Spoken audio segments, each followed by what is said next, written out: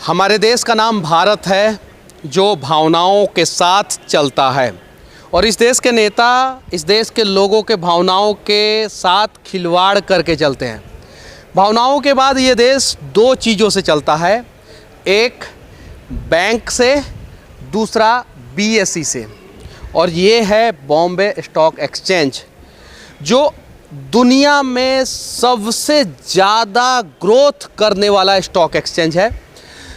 मार्च में 26,000 के आसपास सेंसेक्स इंडेक्स था 2020 में, जो 2021 सितंबर में 60,000 सेंसेक्स को क्रॉस कर गया।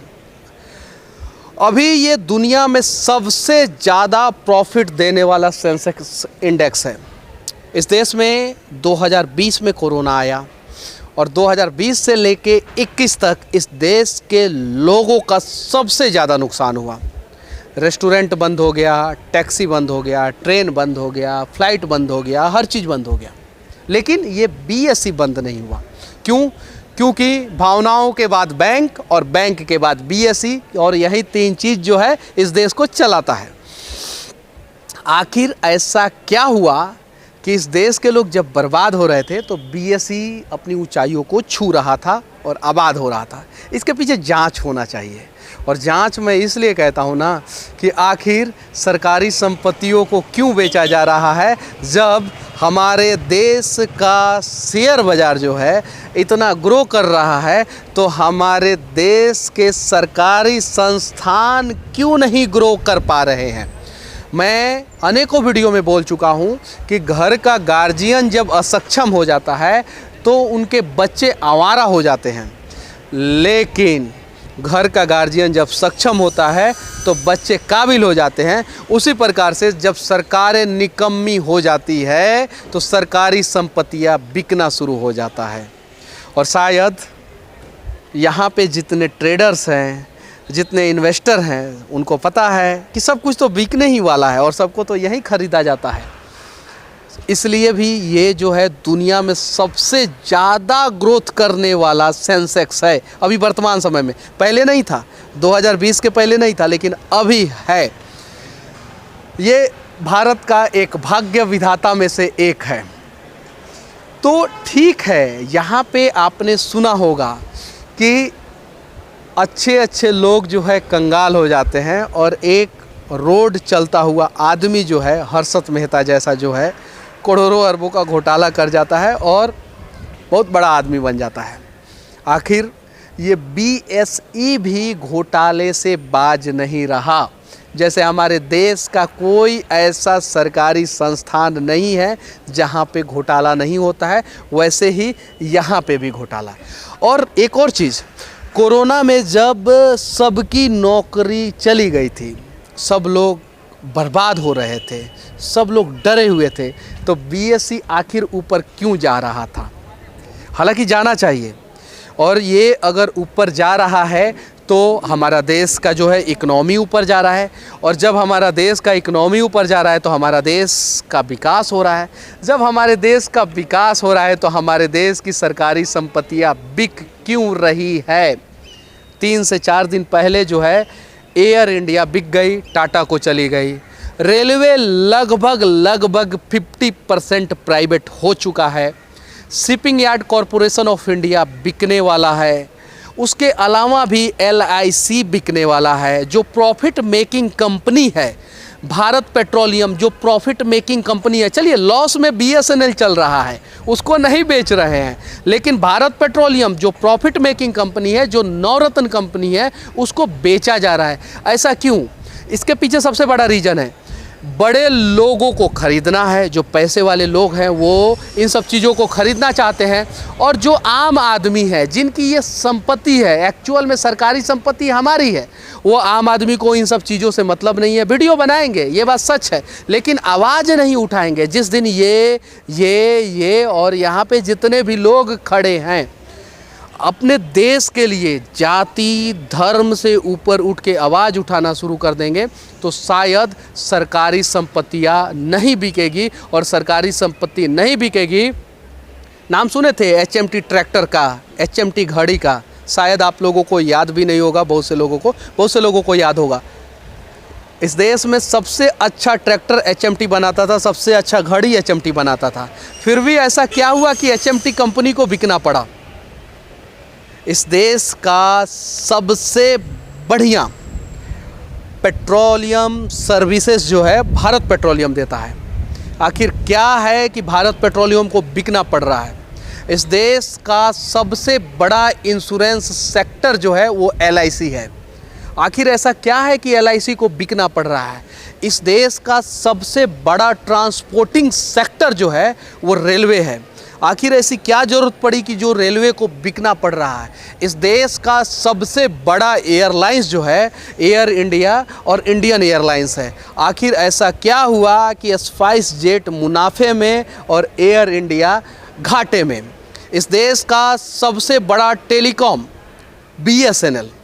आखिर ऐसा क्या हुआ कि जियो और एयरटेल फ़ायदे में और BSNL नुकसान। इसके पीछे सबसे बड़ा रीज़न है कि हमें कुछ मतलब ही नहीं है। और यही कारण है कि दिन रात मेहनत करने के बावजूद भी हम आम आदमी को चूसा जाता है। इस देश में 95% लोगों के पास सिर्फ और सिर्फ 5% संपत्ति है। 95% लोगों के पास सिर्फ 5% संपत्ति है और 5% लोगों के पास 95% संपत्ति है। जो दुनिया का इंडेक्स है 80% लोगों के पास 20% संपत्ति और 20% लोगों के पास 80% संपत्ति, उससे बहुत खराब इंडेक्स है हिंदुस्तान का। उसके पीछे बहुत सारा रीज़न है, क्योंकि हम लोग जातियों में बटे हैं, पार्टियों में बटे हैं, क्षेत्र में बटे हैं और इन सब चीज़ों का नाजायज़ फ़ायदा जो है यहाँ की राजनीतिक पार्टियाँ उठाती है। और हर पार्टी, अंग्रेज़ 1947 में इस देश को आज़ाद करके चले गए, लेकिन हमारी मानसिकता आज़ाद नहीं। अगर हमारी मानसिकता आज़ाद हुई होती तो शायद उसके बाद से कांग्रेस हम पे शासन नहीं करता और हमें गुलाम नहीं करता। और उसके बाद से अभी मोदी जी का सरकार है, जितना भी अच्छा कंपनी है बेचो। तो हमारी मानसिकता जिस दिन आज़ाद हो जाएगी और हम इन सब चीज़ों से ऊपर उठ के सोचना शुरू कर देंगे। एक्चुअल मुद्दा ये है, युवाओं का भविष्य कहाँ जाएगा? प्राइवेट कंपनियों में। सरकारी तो सारी कंपनियां बिक रही है और सरकारी जब कंपनियां बिकती है ना तो प्राइवेट कंपनी में सैलरी इंडेक्स जो होता है ना वो बढ़ता नहीं है, ग्रो नहीं करता है। तो सरकारों को ये सोचना होगा। और अगर सरकारी कर्मचारी काम नहीं कर रहे हैं तो कहीं नहीं तो कहीं सरकार असक्षम है। अगर अमेरिका में सरकारी कर्मचारी काम कर सकते हैं तो हिंदुस्तान में भी काम कर सकते हैं, इजराइल में काम कर सकते हैं, रसिया में काम कर सकते हैं तो हिंदुस्तान में भी काम कर सकते हैं। उसके लिए सरकारों को रोड मैप तैयार करना होगा और जितने भी सांसद, विधायक, सरपंच और भी छोटे छोटे नेता होते हैं जिसको वार्ड कमिश्नर कहते हैं, उन सभी को सुधारना होगा और साथ में इस देश के लोगों को सुधारना होगा। तब जाके ये BSE जो है ना वो हमारे देश के रेलवे को नहीं खरीदेगा। ये BSE जो है ना वो हमारे देश के एयरपोर्ट को नहीं खरीदेगा। और मुंबई में सुने हैं अडानी जी इलेक्ट्रिसिटी का सप्लाई कर रहे हैं। विवाद भी हुआ था कुछ दिन पहले कि इलेक्ट्रिसिटी बिल ज़्यादा आ रहा है। मुंबई का एयरपोर्ट अडानी का हो गया, दिल्ली का एयरपोर्ट GMR का हो गया।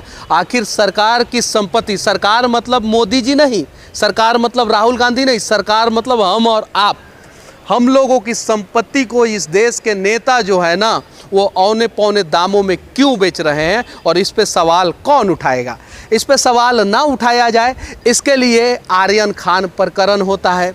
इस पे सवाल ना उठाया जाए इसके लिए उत्तर प्रदेश में किसानों के ऊपर गाड़ियाँ चढ़ा दी जाती है। इसके लिए सवाल ना उठाया जाए इसके लिए कंगना रनावत कभी कभी विवाद खड़ा कर देती हैं। इसके लिए सवाल ना उठाया जाए इसके लिए टीवी पे एक टिक्काधारी और एक टोपी पहना के हिंदू मुसलमान को रोज़ लड़ाया जाता है, जिसको बोलते हैं मुर्गा लड़ाना। एक्चुअल मुद्दा पे मीडिया को आना होगा और इन सब चीज़ों को दिखाना होगा निष्पक्ष होके।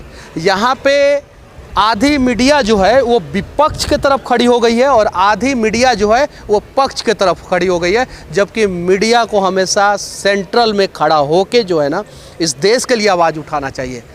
लोकतंत्र का 4 स्तंभ में सबसे मजबूत स्तंभ है मीडिया और मीडिया ही जब जर्जर हो जाएगा ना, तो हमारे देश की सरकारी संपत्तियाँ बिकेगी, हमारे देश का भविष्य जो है वो बर्बाद होगा। और आज नहीं तो कल नहीं तो आज से 30-40 साल बाद इस देश के लोग सवाल करेंगे कि जब देश की सरकारी संपत्ति बिक रही थी तो मीडिया वाले आप लोग कहाँ थे।